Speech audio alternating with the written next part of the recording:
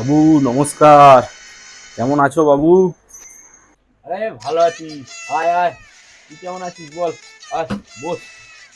অনেকদিন পর এলি তো। বস বস। তাহলে বাবু বলছি, কাজের কি খবর? কাজকর্ম তো নেই, অনেকদিন হলো বসেই আছি। আর বলিস না ভাই, কাজকর্ম একদম নেই। দেখেছিস তো, এই বসে বসে আমি এই হিসেব করছি, তুই এলি তোর সাথে গল্প। কাজকর্ম একদম নেই। কি বল? তাহলে কি হবে বাবু? কি করবো এবার আমি? কি আর হবে বল? কাজকর্ম নেই, এতদিন বসে বসে কাটছিল। কারণ কাজ নেই, এবার যা, গিয়ে শুয়ে পড়বে, যা ঘুম থেকে উঠে যখন কাজ আসবে তখন ভাববে। চল যা।